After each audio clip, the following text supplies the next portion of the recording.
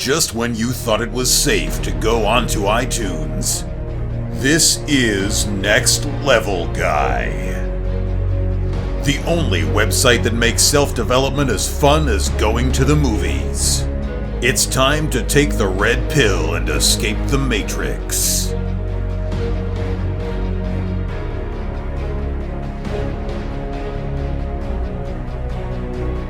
Hi, and welcome to another episode of the Next Level Guy Show podcast with your host, Ian Dawson-Mackay.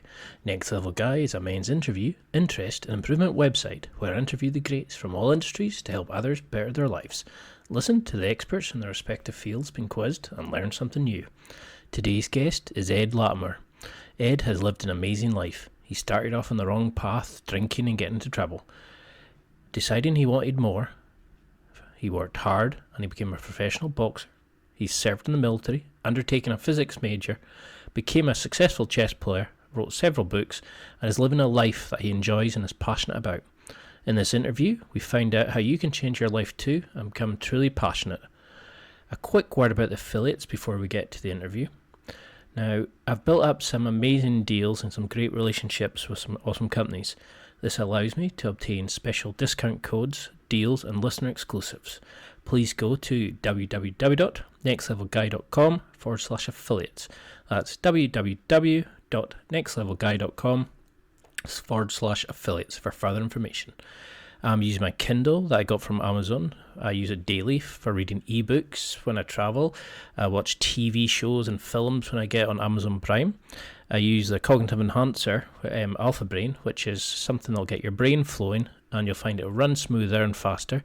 That comes from those great people on it. If you're hitting the gym and you want your ass and legs to look awesome, then you need to use my Barbell Apparel discount code of Next Level Guy, that's one word, to get 10% off your gain improving jeans that you can get from there. And honestly, your chosen sex will love you in them. For others, I love The Natural, which is a pickup video guidance course by RSD Max. I highly recommend that to any guy that wants to learn about making themselves surprise and meet better women and get the life that they want. It's not typical pickup stuff. He actually shows you how to be the true prize, to understand your value and to actually become normal and to use what you currently have in deep inside yourself to actually attract the woman that you want in your life and to get the dates that you need and want and deserve. Another book I'm currently rereading is Ross Edgley's awesome book, The World's Fittest Book. In the book, he provides some awesome advice on training, health, nutrition, and building successful lives. He also goes on to about the philosophy and tactics he used when he was swimming around the UK without going on dry land once. He's just about to start a tour talking about it around the UK, and tickets are available now, and it's something you really should check out. It'll be a once-in-a-lifetime opportunity to listen to him firsthand explaining how he had such an amazing experience and the tactics and life hacks that you could do something similar. Honestly, there are some amazing deals and some great offers from other companies. They include things like My Protein, Under Armour, The Protein Works, Bulletproof Coffee, Meet Andy's, Gainbox, Dollar Shave Club, and so many more. There really is something for everybody there. For all the free trials and special deals, etc.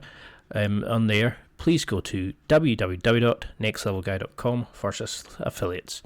You can get something as a present for yourself or others, and regardless of the occasion, there's something there for you. I'm always adding new deals and special offers all the time, so please keep an eye out on the page and use it and share it as much as you want. You won't be charged anything extra for anything that you spend. I don't get any data on the sale itself. All that happens is the company will send me a wee bit of a commission as a thank you for sending you to shop with them. You don't get charged anything extra and it's all kept legit. Any commissions I get are then spent on improving the website and trying to make this podcast better for you. So if you do use any of my links, thank you in advance. I really appreciate it, and it's fantastic the support I receive from you guys. Now, let's get to the interview. I hope you had as much fun listening to this one as I did during the interview. Ed is a fantastic guy and somebody that is going to go places, and he's going to change a lot of lives. I'm really proud to have him on the show, and you'll love this. Thank you so much, Ed. I know we've been planning this for a while now, Yeah, I'm loving your. Yeah, yeah, but hey, it finally worked out. So, Well, you're an absolute star. I love your stuff. You've got one of those lives that you kind of look and go, "What kind of career path is that?" Women at yeah, chess. I don't know. So it's like chess to boxing, then you're writing books. It's you've done some amazing things. But for these few people who don't know who you are, can you just give them a wee shout out? Give them a little backstory. Oh yeah, I'm at Lattimore. A little backstory. Goodness, depending on how or why you found me, I guess we can just start some years ago. I decided that I didn't like how my life was, and at that point, I was a relative unknown, if not a complete unknown, we'll say. And just through people watching me come up in boxing, and then watching the things that I write, and then I wrote a book, I wrote another book, and I write some more books. People just really get a chance to see what I'm about, and kind of grow and develop along with me. I'm grateful for every person who decides that listening to me or reading me is the best use of their time at the moment. And I understand I've earned that. I've earned that by being very I guess transparent with what I try to do in my life, and people can come on and see that I'm doing that. Well, yeah, I mean, I love your message, that you had talked about how you had turned your life around. You had the issues with like going out and getting drunk and into fights and stuff like that. And, now that you're doing something that is changing other people's lives, helping other people out of this kind of problems, you've knocked out numerous people in the ring. You've written like an awesome book. You've done so many amazing things, but what did you want to be as a kid? Like because you said you were raised. What would you have wanted to be if we had seen Little Ed? What would you have wanted to be back then? Oh man, as a really little kid, I was obsessed. I wanted to be a bus driver, and then I wanted to be a weatherman. And depending on how the future goes, I may still do something in that realm in higher education. But really, I know that I wanted to also be a writer. I think that I'm doing pretty much what I envision myself doing for a living. Of course, I'm from that generation where our childhood there was no internet, there was no social media, and then by the time I was 23 or 22, really it was like a thing. There was social media, there were smartphones, like you could start a blog. I mean, people could read what you have to say without you having to be out there and get published and confirmed by someone. So there's that. That's pretty much what I wanted to be. I've always wanted to write.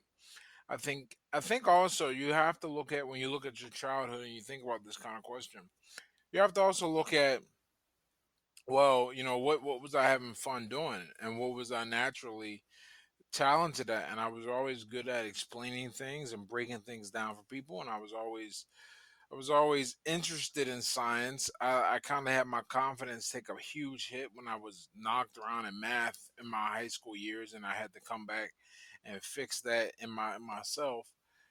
But and I liked playing RPGs, and I liked the RPGs because of the story. I wasn't a big gamer even looking back at it. I liked the Final Fantasies and the Xenogears, and I played Revelation series Persona, and then we get a little older and we have Suikoden and guilty, not guilty Gear. I'm thinking of that's a fighting game. But the point is, I really liked RPGs, man. I love the story. So I'm writing stories, I'm writing, I'm doing some science and teaching. So really, my life looks like what I guess I imagined it would look when I was a child. And I always knew somehow, some way, I'd figure out how to work remotely. When I was younger, all I knew was like I'd have to write a bunch of books. I had no idea the internet would ever be a thing. So were you always quite a creative child? Where you like were you into sort of Lego and building stuff when you initially started? Oh, I loved Legos. I had a big old ton of Legos, and they entertained me tremendously. Because it's quite amazing. I was Like I keep finding like a lot of very creative people. They all had Lego as a kid, and I loved Lego. I used to make like starships and all this kind of stuff, and It's an amazing thing. You just can let your mind wander. But now we treat kids with all this, video games and virtual reality, and we've lost the creative spark, that we used to have.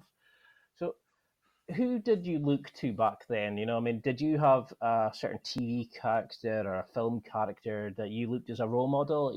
Was your father in your life at this point, or who did you look to?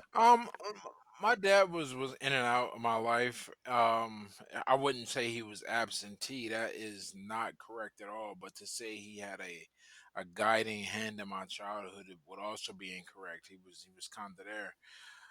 But in terms of characters that I looked up to, you know what? I didn't really have any, because even when I was young, I felt like there was no one really like me. There was nothing. I didn't want to be an athlete.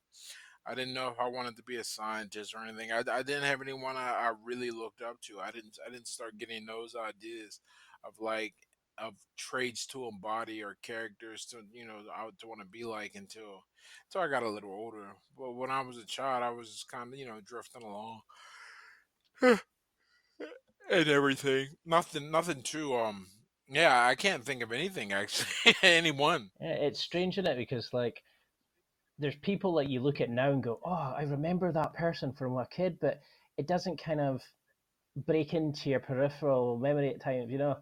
I mean, so what would you define if you had to define masculinity now? What would you define it as?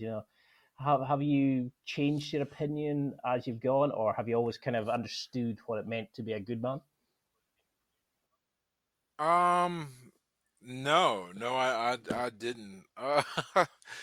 But I think I've had to learn that. It's very much a learning thing. It's funny when when we started talking just now, what I was doing sitting at my desk as I'm writing up a little thing talking about my approaches to learning and everything, what I figured out along the way. I think I'll make it a free ebook for people, you know. But no, nothing really came naturally at all in that So regard. why do you think like guys struggle, like to ask for help? Is But it that we haven't got like whether we're told that men have to be strong, we can't be vulnerable, we can't open up. Is this the kind of we have this gangster like approach that you've got to be the leader, you can't ask for help? Do you think this is where guys are going wrong, that they're making mistakes because they're not asking for help or advice? um, well, the thing is this, right?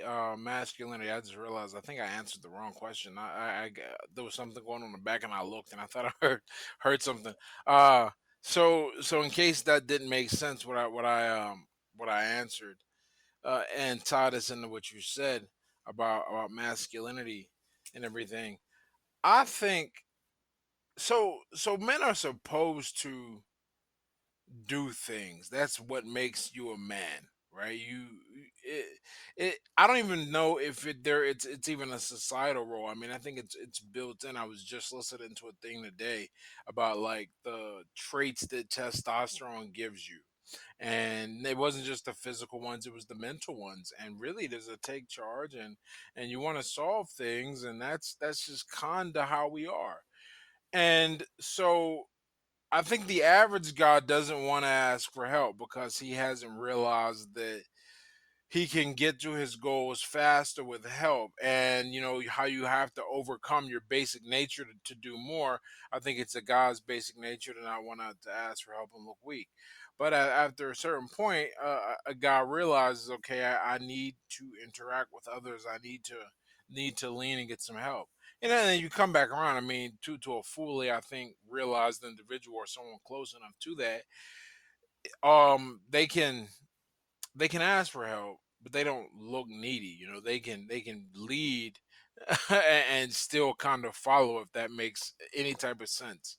But really, it's hard. It's hard today. No one wants to say this because as a man, what's crazy is as a man, people get on you for pointing out what is up with society today that's making it hard to be a man. That's how ingrained that is in the human race. We go, "Oh, you're a man. You're supposed to just shut up and take it." Well, no, that's not how it'll always be. And fortunately, we have the internet and words, not guns and our fists, to settle problems. And using that, we can discuss all of the things that are making the world difficult for men. And one of the things that are making the world difficult for men is we've built such a magnificent society. We almost have phased out the true neediness for masculine presence. Where the government will take care of a woman if you're not in the home and you decide to disappear. The formerly masculine only dominated areas like law enforcement or the military, they're being integrated and taken over. You're not allowed to criticize women, but as women enter more in the sphere, they leave themselves open to that criticism, which is a masculine thing, but they're not masculine, so they can't take or deal with it. So guys now gotta kind of bottle up things and notice when things are wrong, and they don't really know how to move in this world. It's very difficult and very challenging. And and being a dude, I mean, I will say it. It's hard, but I think part of the reason why it took me so long to get my shit straight in my life is there was no real masculine guidance and no idea. I had to figure it out for And myself, and it do you took a think long that's time. still going pretty bad now, where we've like you said, we've taken the kind of main aim of a man, the what you would say is the pinnacle goal, and we've now said you're no longer needed, and modern day guys are kind of saying, well, where the hell, what do I do, how do I fit in, and do they turn to drink and drugs to kind of bury the pain of not knowing their mission in life, or you know Oh yeah, I believe you do. You are like spot on with that because here's the thing. Technology affects everyone, male or female. That's just beyond discussion. Everyone's life is easier because of technology. It just so happens that the role of a man in many for most of society, his roles felt more of an erosion from technology than a woman's. For example, like we'll just use something really basic. uh Women can now go buy a formula. I mean, yeah, right, they don't have to breastfeed, so there's a way that's been made easier. But a guy, he's not necessary to run the home. In fact, there are now laws that dictate that a woman should just get the child. Now, I'm not saying those laws are correct. I'm just saying that men experience the brunt of this technological replacement. As far as how to cope and deal with it, oh, for yeah, absolutely, it contributes to a lot of wayward masculinity. That's what I would call it. I hate the phrase toxic masculinity. I think any man that uses that unironically is just he ain't a man. But the waywardness, guys that are lost. We heard the Lost Boys generation, or they talked about that, but these guys who are it's not so much the men who got shafted that are experiencing the worst of it. It's the sons and daughters of the men who got shafted, because they weren't allowed to be raised with a strong masculine presence for whatever reason, whether it be the cultural imperative of female empowerment over masculine development, or it be the legal system that interferes, with the family court system, one way or the other. I think a lot of guys growing up my age, whose parents would have been the the first recipients really of this new wave of feminism and how it's affected the modern culture. Yeah, I think those guys suffer the most, and I would have definitely been one of those children. And it took a while. It took a while for me, so I can only imagine. And what I had going for me is I had, the physical gifts that kind of put me in an arena where I was forced to develop. I was born with a certain mindset that I said, I'm not going to go back to the poverty I came out of. When you force yourself in these places, got lucky and didn't need a strong external impetuous. I mean, I needed one, but not no one didn't have to hold my hand, I guess is what I'm saying. So it wasn't that difficult for me. For everyone else, what do we do? It's hard, and I think that's where this whole internet manosphere ultimately is gaining its strength, because these guys, they don't have anything to look up to. They don't know. They know something's wrong. They're waking up. They don't know where to go though. So, what would you say to somebody, like a kid who's coming from the exact same place as you, who's maybe trying to find a way in the world, and kind of feels that he doesn't know what to do because, like you've talked about the removal of the need for men almost. What would you advice would you give to somebody who's feeling that way and is starting to see things like drinking, drugs, and going out and causing trouble? What advice would you give to like a younger version of yourself if you had to go back in time?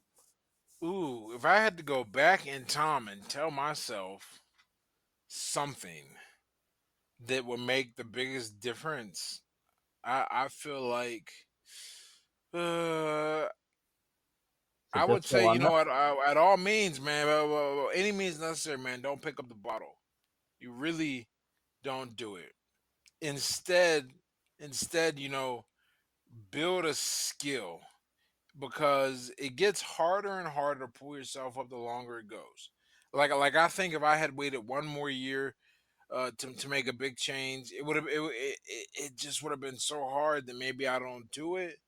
But I think I would have done it, but it would have been more difficult. It was more difficult than it would have been had I did it a year beforehand, right?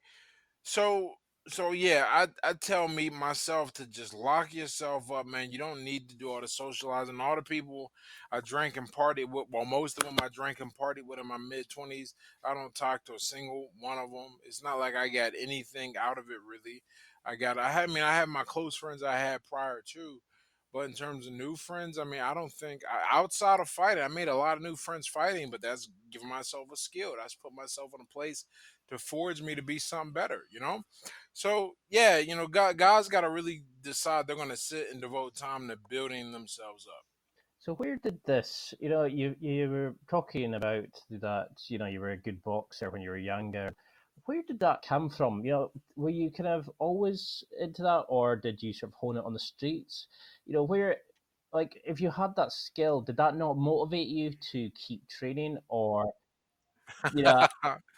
Well, I started fighting at a relatively, if not, I mean, at an old age. I didn't walk into a boxing gym until I was 22, and I wasn't. I mean, I fought a lot as a kid until I got to high school, at a high school across town, and it was a different environment, and it really helped me become who I am today.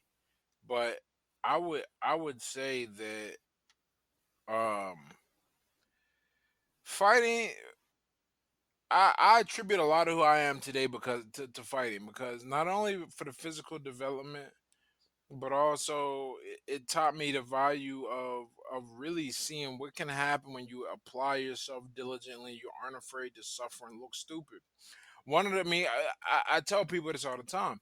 I I failed most of math before that I took before I boxed, and I didn't believe that I was good at math. I had just accepted that that was going to just not be a thing. And it was only after I saw myself improve in boxing from really putting the hard work and focus on it, I said, okay, what if I approach math this way?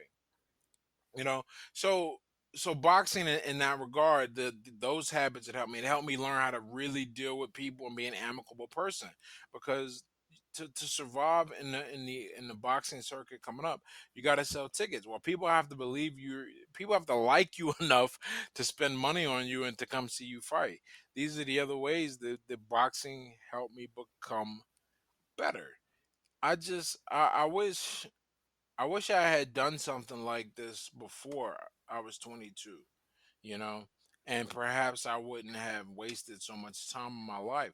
But really, what motivated me and kept me going is that I realized, okay, because I don't think I had natural talent in boxing. I decided, I said I was going to get beat out the gym. I said if I stop, it's going to be because I'm absolutely terrible and I was devoted to it in that regard. I kind of burned the boats and didn't give myself a way out, and I just kept getting a little better, kept getting a little break here, a little break there, and then it all came together for me.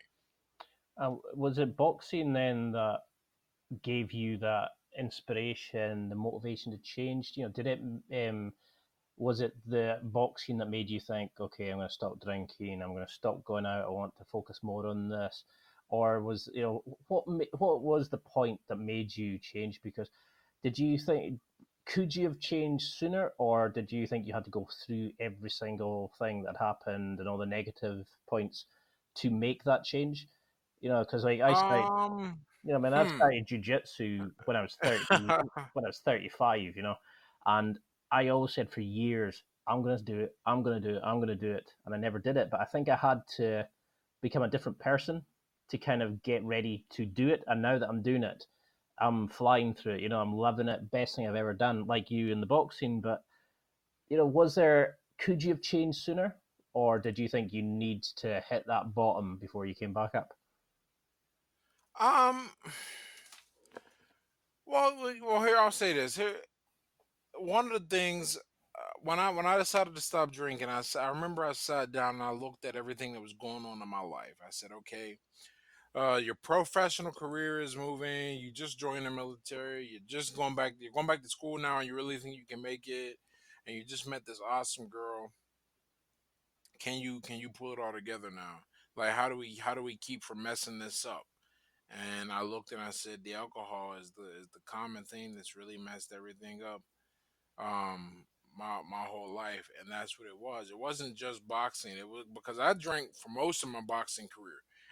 you know, uh, Yeah, I and was amazed when I read that, that you're still drinking during training and you're still, well, whooping ass, shall we say. I just thought that just shows the type of person you are, how good you can make out of a negative situation. It was awesome to see. Well, not awesome, but you know what I mean.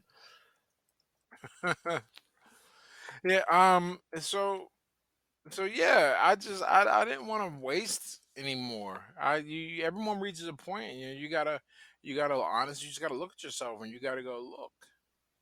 Um, you're not getting it done. It's just that tough love, man. I had to give myself real tough love. I had to really just admit that I was a loser.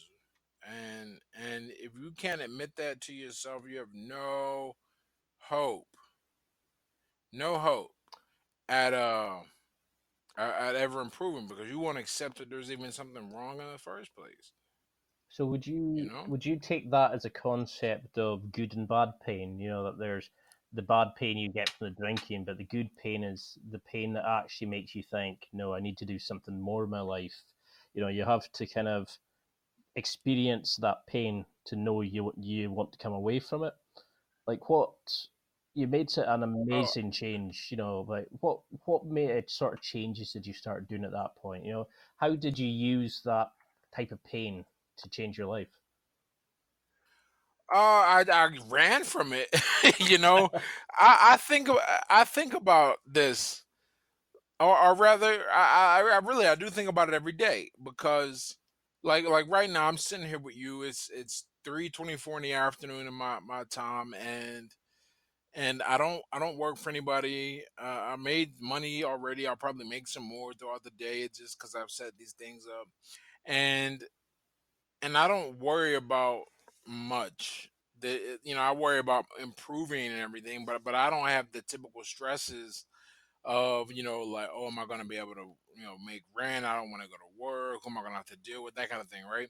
And I always compare that to my life beforehand because I didn't really have that middle class. I'm not that I'm upper class, anyway, but what I mean is like I didn't really have that middle point because I went from being low to where I am now. I went from like being a straight slave to everything to being free from everything very quickly. And so there wasn't really a middle ground of saying, "Oh, okay, this is all right." But so I'm always comparing where I'm now to the worst, and because the worst is what I've always known. And one of the ththings I think about, I go, that drives me is is just a feeling of comfort, man, because I'm not chasing comfort per se, because I think comfort is not in is not inducive to growth. I'm getting away from discomfort. Like, I don't ever want to have to worry. Like my goal for life, for example, I don't ever want to have to think about the price at a restaurant, right? Like, I want to be able to just walk in, and I can do it to like 90% of restaurants. Like, and I can look in and I can tell I'm like, okay, I can't really afford to eat there. But the point is not that I make enough money to do that. The point is that I never want to be in a position where, oh goodness, it's rent or food for the night, that kind of thing. And that's where it was for a long time. I don't ever want to be in a position where, I'm waiting for the direct deposit to hit my account so I can have enough money to eat or something. So I'm always running away from that. In the back of my mind, I'm always thinking, oh man, the projects are one step away. Oh man, poverty's one step away. So I'm always running from that. There's no there's nothing I'm particularly running towards, because look, because truth be told, right? If I could somehow, if I would just, if nothing ever happened again, right, and this was what I was stuck with, this level of income and freedom, I would be a content man. Like, I am not hard to make happy, but it's very much my personality. There are so much I want to learn and do and experience and want to give to the world, that I know that's what would drive me, is I guess giving back and taking what I've learned, getting out of those situations and trying to help other people get out of them. I mean, you're doing a fantastic job. You've got like a massive following on your social media. You've written a fantastic book. You're constantly like inspiring people, and like I couldn't find anything but love, on social media. And but how did you start that change? How did you start focusing on yourself and avoiding these kind of pitfalls with like friends and who wanted to take you out and hit the drink? Because I really struggled with that. When I started moving away and trying to do my own stuff, it's hard not to fall back, and just in the safe zone. How did you kind of move away from friends who are kind of luring you down the wrong path? Um, Really, I just basically locked myself in a room, uh, and didn't do. I mean, I didn't. That's not exactly accurate, but really, what happened is that, when I came back from the military and I had all of this stuff getting ready to go down, or I came back from training, I was still in the military. I was on the National Guard. But when I came back, I said all of this stuff is gotta go. I just cut it all out and just spent all of my time either studying or training or with my girlfriend. And I'm really lucky with who I ended up with as my girlfriend, because you can never tell like what a person is gonna become. Like obviously you screen and screen and screen, but she's only become more interesting and much more, and it's very much a good match for me. And that, like, she doesn't really drink, and she's all about like museums and plays and stuff like that. Like I don't think we ever, like, I'm pretty sure we've never just gone out to a bar, even like for her to hang out. It's just not like her seeing her thing. So I ended up with a person that was really really supportive and good for what I was trying to do with my life. And so I didn't really have a need for anything outside, because also I was really busy. I mean, I wish I could discount that and I could just tell you, oh, sheer willpower. But nah, let's keep it real. I kept myself really busy between training, school, work, and the military, and we haven't even factored in like making time for my girlfriend. I didn't have time to fall back into old habits while the new ones were building themselves up. I love that because you get these people who come on like shows like this, and they come on and go, "Oh yeah, I changed my routines. I started getting up early. I did this. I did that," and that's what I like about your stuff. You're so honest, and you. Man, if it was that easy, I would have done it way earlier, because you feel the, like, don't get it twisted. I felt the pain. I mean, because you can't, ultimately everything manifests itself in your bank account. Everything wrong. I really believe that. And my bank account was telling me I was sick. I mean, talk, I couldn't even afford to rent a place myself. The only reason I survived a good chunk of the time is because I had a friend who was kind enough to let me rent a room in their house because they took care of things in their life. Rent a room in their house, $200 a month, and so I think back to that and I go, man, that was a really rough point in my life, and I never want to be near that again. But that pain, you feel that pain, you're aware of it. It's just, what are you gonna do about it? A lot of people don't. I know people who don't do anything about it.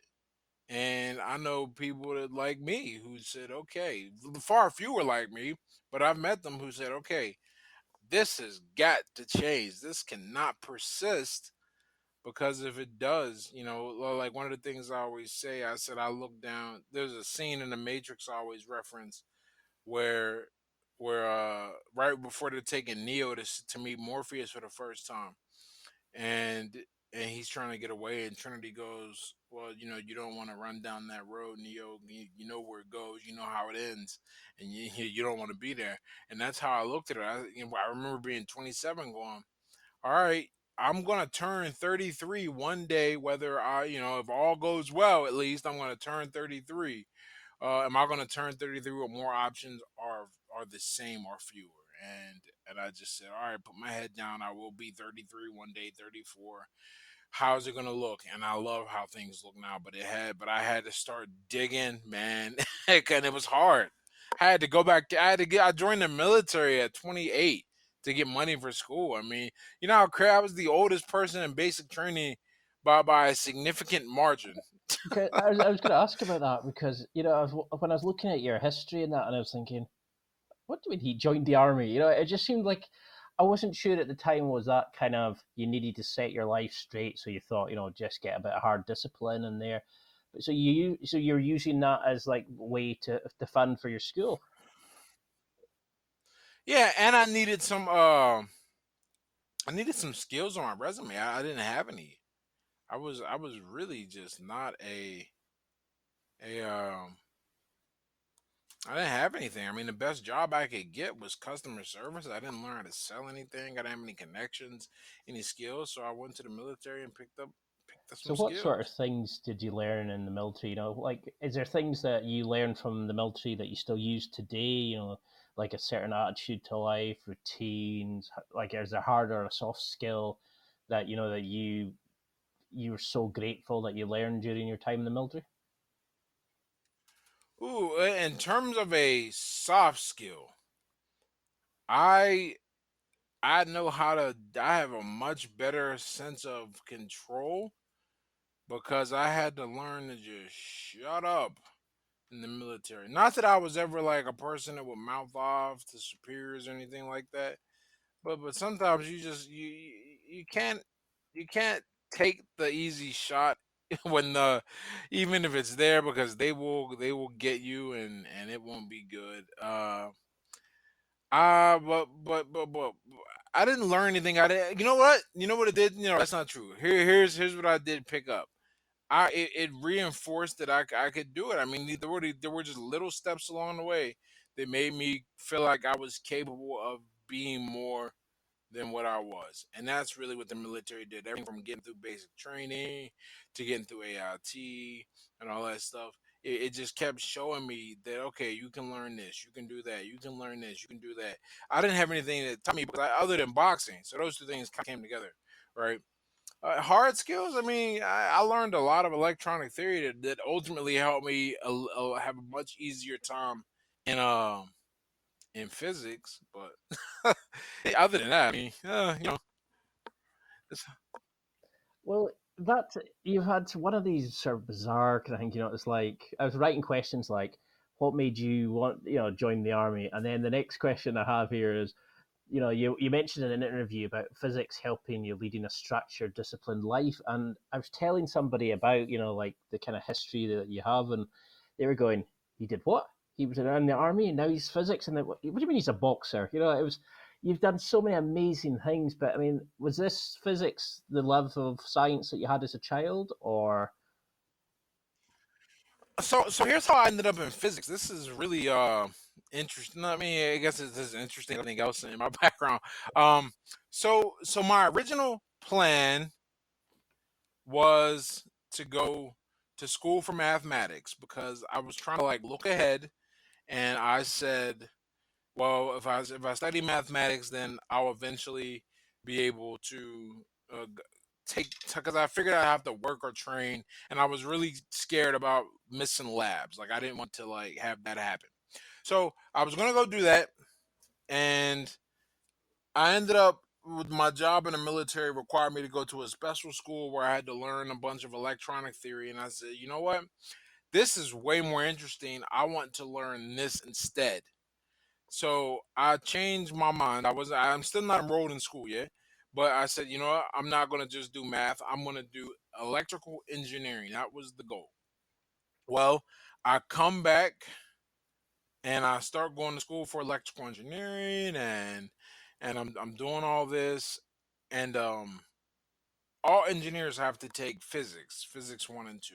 And in my physics class, we did an experiment with kinematic motion where we had to predict where something would land, and then if it landed there, it would be spot on. And my calculations predicted exactly where it would land, and I was amazed by that.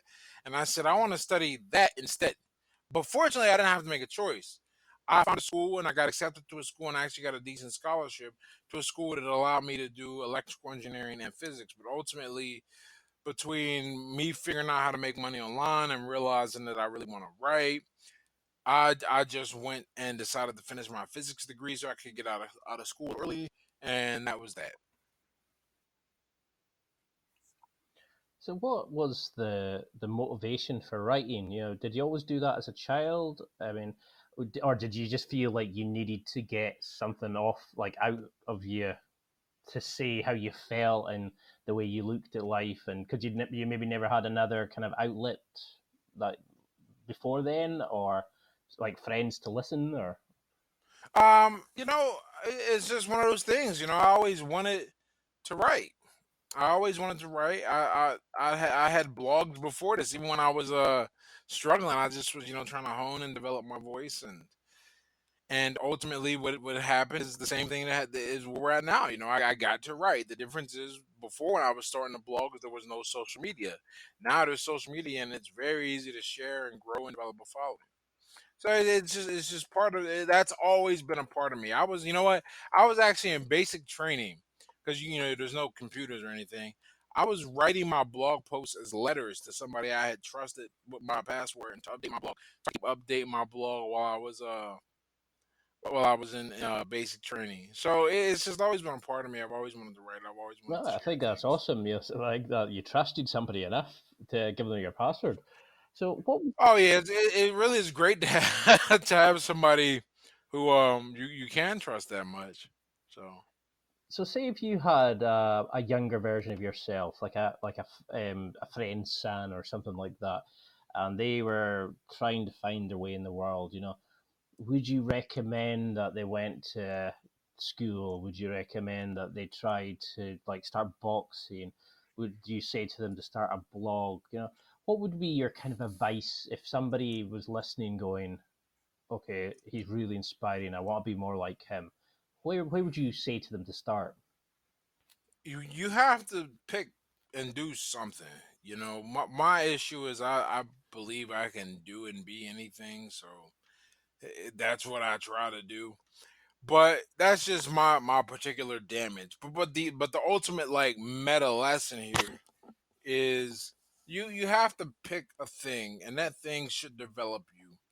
And if it does its job correctly, it should do more than just develop the skill. You should get a bunch of other things as a result, and also because you're developing there, you should you should get a thing that I guess gives you some worth, some sense of worth. Like if you can write, or if you can program, or if you can train people or teach or speak. I mean, it doesn't fix car. You get some type of skill out of it.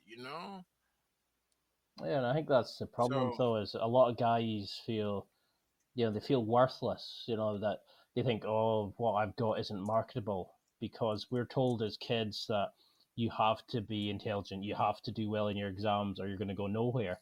And there's so many different ways to make a living now. There's with technology, with all these new avenues that people can go down. And there's that Einstein quote about if you teach everybody will feel stupid if we teach them the same way. I'm trying to think what it was, but it's we I think we grade people in the wrong way. And as you're a kid, you can sometimes feel silly by what grades you got in school, but you've got something that can change the world. But you've lost the confidence because you were being told you're thick, or you weren't smart enough, or you compare yourself to other people. And I love your story because it inspires so many people. You can show people that they can do so many different things. And so how did you meet your partner? You seem to have an amazing relationship. But when you You know what? The internet, man. It really is. I would love to be able to say that I figured something out or whatever, but no. I mean, I learned like game or whatever on my own, but in terms of the luck of meeting that person, no. I mean, there's just sometimes the universe lines things up for you, man, and it's really cool when it does, because I really have somebody, and this was another good thing about my girlfriend and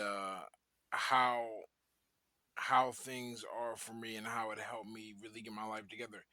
I got to be myself around her, and I realized that what makes me happiest is not a lot of stuff I was doing.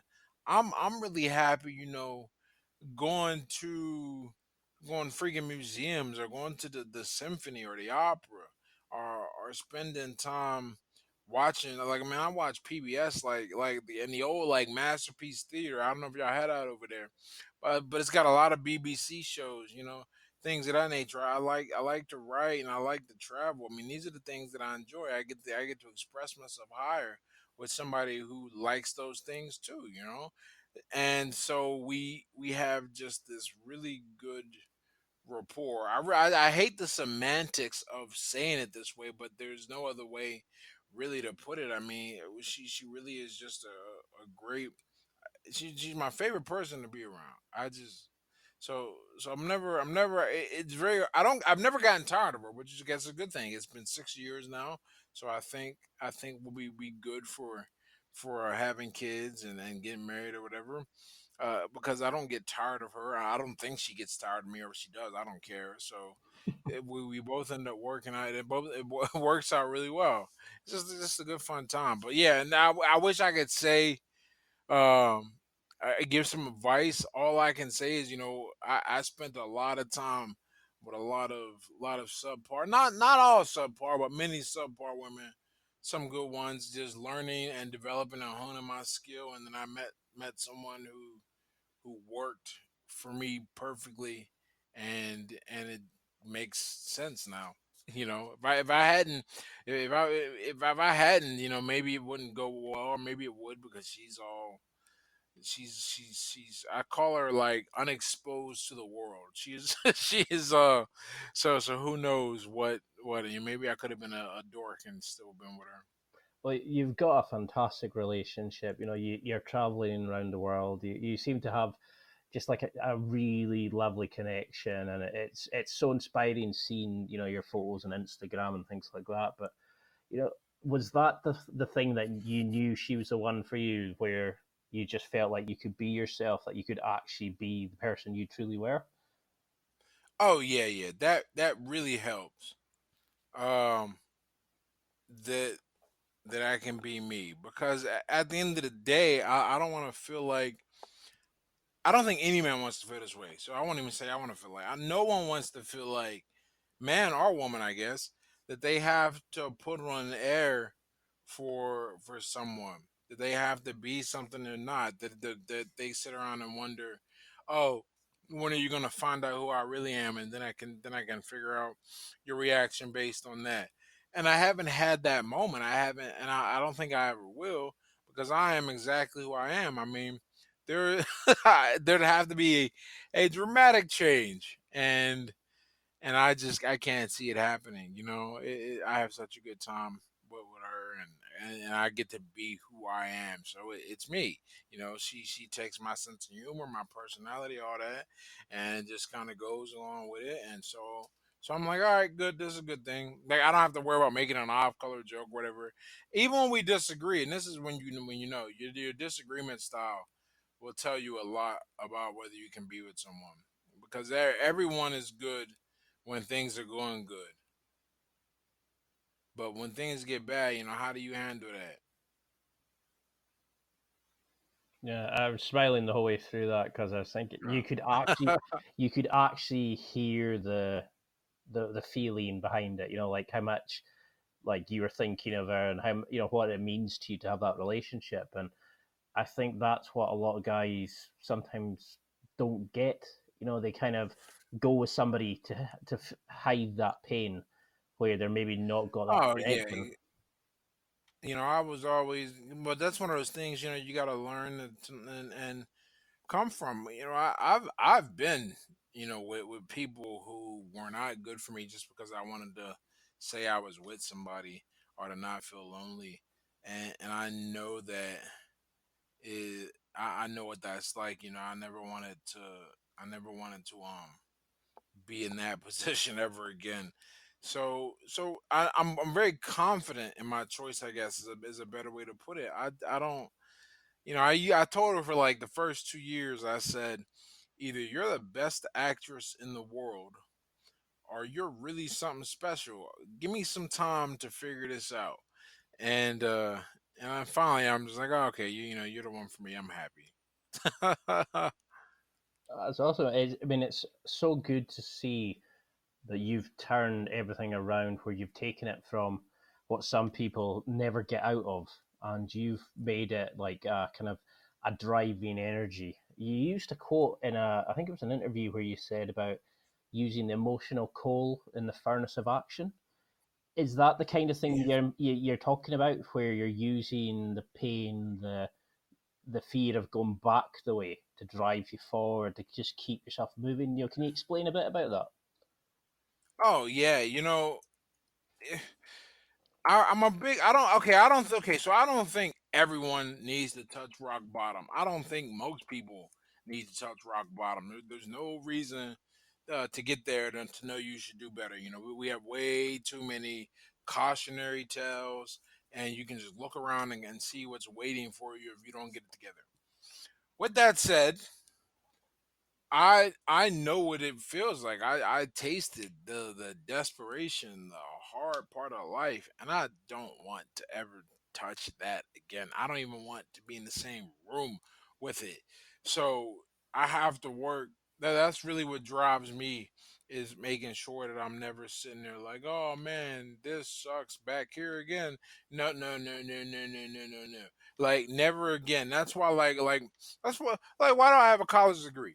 uh Worst case scenario, I go get a high paying job. you know like I don't need to be in the other end of it, where things are just hard, hard. That there's a special hell, right, where you work just enough to have um money to be broke, where you work enough just to have money to be broke.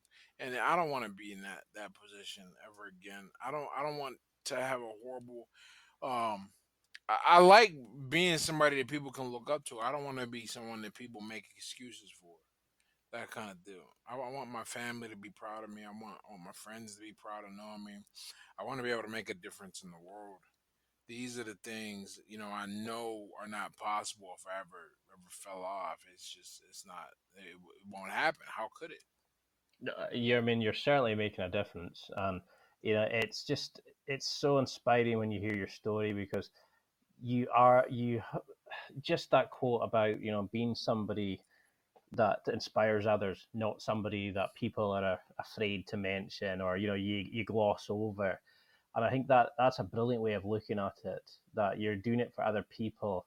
You're using your motivation. You're using the former pain that you've had. But so how do you've written a fantastic book about not comparing yourself to others and it being a superpower and stuff like that. But how do we stop comparing ourselves to others? How do we stop these guys who are wanting to change but looking at their friend and going, I can never do that. Oh, I could never become, popular or whatever. How do we get the youth of today to stop comparing themselves, focus on themselves, and actually just work to be the man they want? Oh man, you gotta stop worrying about the outcome, because you can't control the outcome. You have to worry about the process and doing what works for you to improve your life, doing what you enjoy, and really seeing all that come together. If you if I'm only going to the gym to lose weight and to get ripped, right? I'm gonna be disappointed when it doesn't happen quickly. You I'm when there are hard days, I'm gonna give in, because I'm so focused on the outcome that when I don't see the outcome, when I'm in that middle ground where I'm too far along to see the beginning, but so far out I can't see the end. What's going to sustain me to keep making those changes? But that's falling in love with the process and the work. When you do that, there. I wish there was a better way to put this, but you stop caring about what happens. You know, there was a point where I remember very clearly where my head was just, it was like the beginning of junior year. I was like, there is so much school left. Like, but I've already come so far. So I can't think about starting over, and I can't think about the end. What can I think? I can just worry about doing the best I can and really absorbing these topics and learning them. That is it. And that's how it went. Same for boxing. There was a point where I was like, oh well, I'm this far in. Let's just keep getting better and see how far it takes us. And that was all I could do. It's so refreshing the way you look at things and how honest you are, because you're one of those guys who you help people by not BSing it. You don't put a spin on it. You don't try to make it something it's not. You're just completely honest, and people pick up on the authenticness of what the message you're saying, and I think that's why you connect with people so well. So, do you think like that every guy should do a contact sport? Like I do jujitsu, and it allows. I think you Ooh, that's a become good you question. feel you feel more of a man for doing it. Like it taps into your masculine energy. You do boxing, and you loved it, and you focus more on your training than drinking and stuff like that. But do you think all guys should do something like that, or a sport or something? um, hmm, that's a good question. I think about this. I go back and forth. Ultimately, I think every man should train up to and compete in at least one amateur boxing match, or at least till he wins. I don't think, and then after that, he can decide what he wants to do with his time. But there's something, forget the getting hit part. That's equally important. Be learning to deal with pain, but what I think the real value is learning to what it's like to train for something. Because look, boxing training is, to call it fun attaches the wrong significance to it. So it's not fun or miserable. It is necessary, and there will be parts where it is not enjoyable, and there will be parts where you're like, oh, this isn't so bad, and the ability to work through that and see an end result, I think, is to watch your body transform as you get ready for a fight. That is the real value of doing a combat sport. That and a negative feedback loop, I guess, that's really nice. In that you get a real quick uh correction if you're making a wrong move. Either that, or you won't be around to make a wrong move anymore. So I think every guy, yeah, I will go on that today. I think every guy, so every guy should do a combat sport. That I they like should, it because yeah. it's true what you say. If you do it's a quick negative loop. If you do something wrong, you get punched in the face, and you quickly change your mind. You're not going to do that again. So Yeah, what did boxing, what did boxing teach you? What did you learn from it? What kept you going? Because apart from your winning streak, but what was it about boxing that it taught you about life or men or anything of that kind of nature? oh, it taught me that if with enough time and dedication, man, you can achieve almost anything. I really believe that. I think that is fact, and you only learn that fact by putting yourself in a position where where you where you see the result of hard work. No one can teach me that. I had to learn it. You know, and you could tell me to your blue in the face. You put time in, and over time you're gonna get better and better and better, and it'll suck, right? I can intellectually, I actually think most people know that. Viscerally, having an understanding of it is totally different, and the only way you get that understanding is by doing something like that. So that's really what boxing showed me is the big lesson. I mean, there are so many little lessons, but the big lesson, that's right there, is I can do and become anything I want to be if I'm willing to work hard at it. That's a great message to take from it. Yeah, I think a lot of people are not given that chance to learn that lesson. I mean, so where did chess come into this? Because, I love the fact that you play chess and, that you've, like, one of the first things that pops up, I think, when I Googled your name was, like, your online chess profile. And I love the Oh, fact that, really? I did not know. I got to Google myself more often.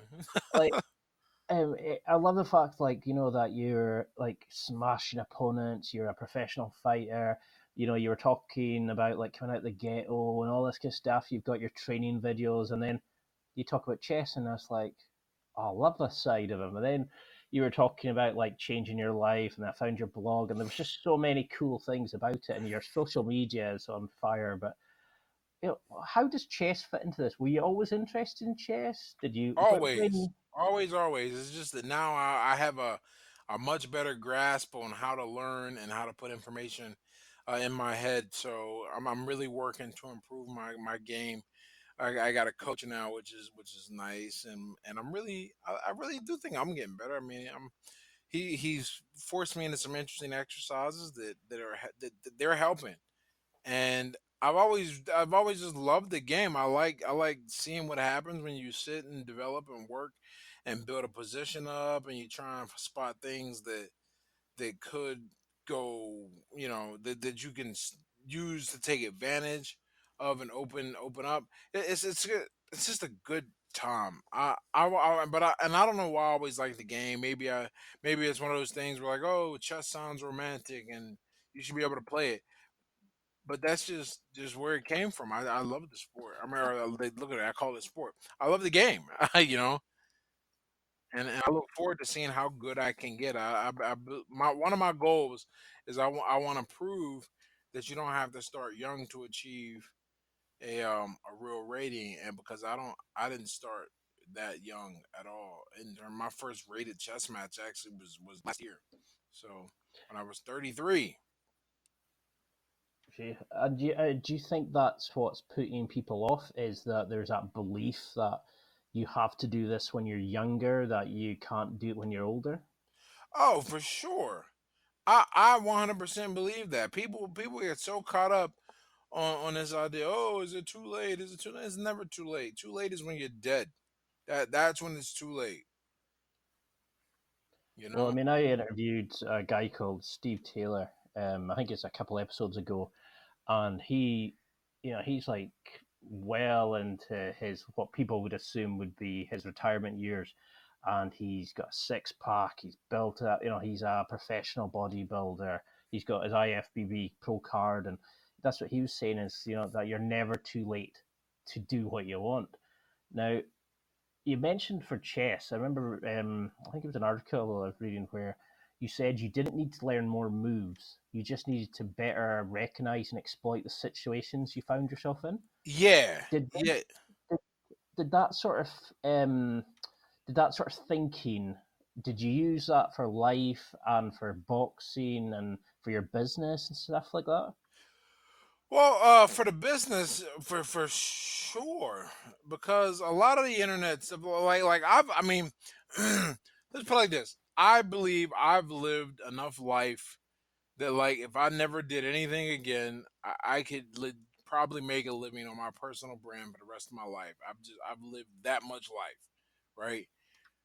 But that doesn't mean that I was taking advantage of that fact, you know. I probably was not using things that well in my life. I mean, there's just so much to work with. Well, now I'm using it a lot better. You know, now things are really coming along, and I'm having a good old time understanding what it is that I'm supposed to do, or what I'm capable of doing. And so yeah, do I use it in my boxing, or do I use it in other parts of my life? Yeah, you know, it's not always about adding more. It's just about using more of what you have. So, say, imagine we've got somebody listening just now, and they've maybe gone down the wrong path, or they're getting the temptations.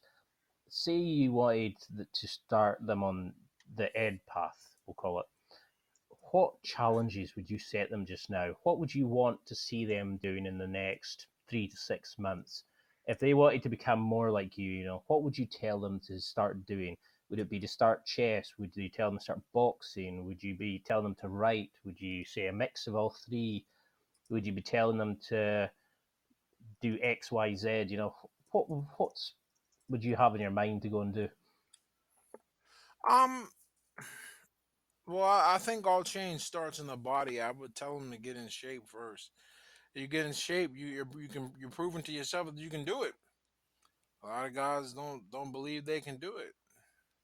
You know, so that would be one of the first things I would say. You know, I was like, yo, you got to go get in shape. Once they're in shape, then they can do. Ooh, once you're in shape, I mean, you gotta put some type of skill together that's gonna allow you to get paid. You know, I'm a really big believer in that too. I think everyone's gotta have something they can do, and really there are so many ways to make a living on that you don't need to go to school to get them all. It just so happens that a lot of them uh involve school, but a lot of them don't. There are a lot of trades, a lot of skills. You can go work on cars, stuff like that, and learn all kinds of interesting stuff. And But that's where oh, oh, sorry. what I'm saying, yeah, that's where I would start. You gotta become someone more. And to become someone more, you start by changing yourself physically. That shows you that it's even possible, and then you go add a skill, and the skill will set you in the well. That'll be the first taste of freedom, because really, when you get paid for something you put a lot of work into, and you can repeat it for different audiences and groups, it's a it's a different feeling than just getting paid from work. I love that. I love the way you look at life, and it's just so simple that you don't, because some of these guys I speak to, they kind of come out with all these amazing, like, head in the cloud kind of transformation things, which aren't just possible for a majority of guys. And I think, this is why you really connect with people and we follow you, like, because you actually just tell people what they need to hear. You don't sugarcoat it, but you're like the big brother that a lot of these guys probably need, but haven't Oh, got in their lives. Yeah. thanks, man. I'm just out here trying to make a difference, I guess. And you know what? What too? I mean, I'm trying to make a difference in my life, and in doing so, I make a difference in the lives of other people. It really works out well. So, what would you, if you had your time again, would you change anything, or would you just assume that you had to go through this to become the person you are now? Oh goodness, would I change anything? Okay, so the person I am now it really is the result of a lot of stuff that I decided to do. You know, like, in other words, like, I don't know how I will become me without that stuff. So there's that.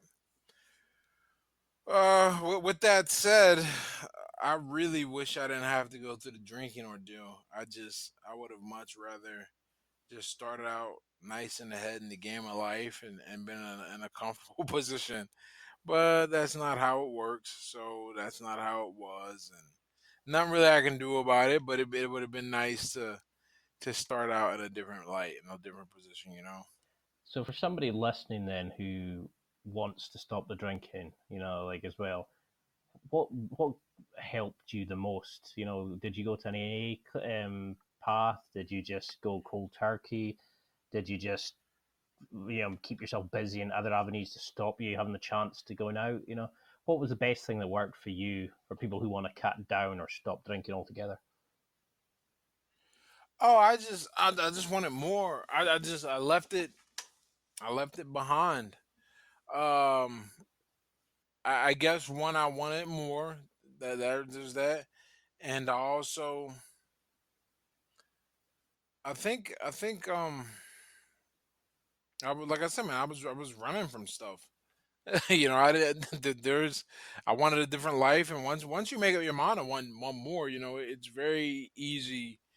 to it's very easy to stay on that path. You don't need anything more. Now certainly other stuff helps, but once you realize what you want, then it is super easy to stay on the path and maintain.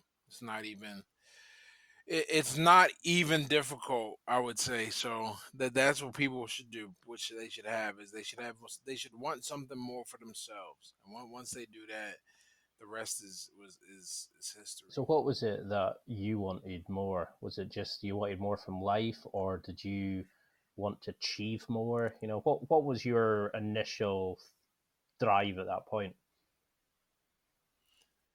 Hmm. Did I want more?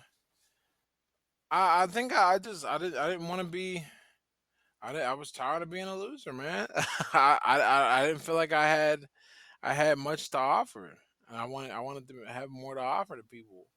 You know. It's strange for people to think, that they're almost glad that you went through that because it made you the remarkable person you are now to help other people, if that makes sense. Oh yeah, yeah, yeah. I 100% believe that there are many people who think that, you know, It's strange because and you're changing lives, and I just you have such a remarkable life, and I just think it's so amazing what you're doing for other people. It blows me away when I see your stuff. well, thanks, man. Thank you very much. So what are you most proud of in your life? What do you look at as the best thing you've done, or is it your relationship? Is it your books? Is it what gets you up in the morning, keeps you going forward? Because you've made a lot of money. You could just rest on what you've done. You've achieved so much. What keeps you motivated? What gets you driving every morning? Um, one, I don't feel like I've done. I mean, done that much, I guess, but I guess that's just part of the feeling, and that doesn't go anywhere. I would say though the thing that gets me up, uh, I can learn. I can always learn more and deliver something. You know, I'm still learning about myself, and that that self discovery is it's a powerful thing. There's a whole lot to be realized, and there's a whole lot my potential uh potential ways to help and change the world. There's so many. I'm not. I don't feel like I'm even close to being able to do what I can do. Well, I You know. mean, I've literally feels like 10 minutes, but I've realised we've now been on for about an hour and 10 minutes. So I mean, Oh, no for kidding. for your first, I just wanted to introduce people to you who are maybe not aware of you because you're one of those people that people should be following. There's all these morons that follow like the Kardashians and that kind of thing, who suck life out of people, where you give people inspiration and kind of hope and stuff like that. So what do you want? I mean, this will be like the sort of like last couple of questions, but what do you want people to take from this interview? You know, if this is your go home message, what would you want them to remember from this interview? That they can be anything they want to be. You're not stuck. You don't have to settle. I mean, you really do have options, and when you realize that, then the world belongs to you, because at that point it's a matter of deciding what you can, what you're willing to tolerate, what you're willing to do, what you're willing to put up with. I want everyone to just realize they don't have to settle for where they're at. That's an awesome message. I mean, I'm definitely going to have you on again because there's so many things we haven't gone into yet. But you know, I'm aware that I'm using up a lot of your time. But if you had to have an unusual fact that you give people, you know, is there anything that people don't know about you or are really surprised when they hear it? You know, you've had such a colorful life, but what is it that really surprises people when they hear it about you? Surprises them. I'm allergic to chocolate, and I used to be terrified of lightning. Those two things usually get a surprise. But in terms of just personality, yeah, there's nothing that really gets people to go, oh man, I didn't know that about him. That, well, I certainly wasn't expecting that. That you know, well, I cannot thank you enough for coming on. You've been an absolute star. There's, you know, you've just opened up another 1,000 odd questions for me. So we'll have to have you on again and really go into some deep stuff and really push the, you know, find out more about the books and really go into the process and things like that. But how can people keep in touch with you? You know, how can we follow your projects, buy the books, like, you know, sign up to the blog, follow you on social media? Where can we keep in touch with you? Um, Fortunately, all of my handles are the exact same. On Twitter, I'm Ed Lattimore. My website where you can sign up to my newsletter is edlattimore.com, and my Instagram is Ed Lattimore. And those I'm in those three places constantly, and you can find me there and just drop me a line, say hello, interact. I love to interact with people. That's the whole point of social media. Well, I think you're doing a fantastic job, and you know, I've become a big fan of yours. I see you as the kind of guy that I wish was around when I was younger. You know, the guy that kind of showed that you can do this, you can do the mental stuff, you can do the physical stuff, you can change your life. You don't have to sit and wait. And you know, like you said, you can do stuff as you get older and prove to others. You know, and you should be very proud of what you're doing because it's rare to find the, you know, the kind of modern day Renaissance person who is willing to admit the mistakes and talk to people and help them, and is not just doing it for the money, you know. So Yeah. that's why I'm so glad to get you on, and I'm really glad we could get this chance to talk, and you know, I hope to have you on again soon. That's it for another week. Thanks for listening. Absorb it, practice it, use it. Until next time, keep trying to hit that next level in your life.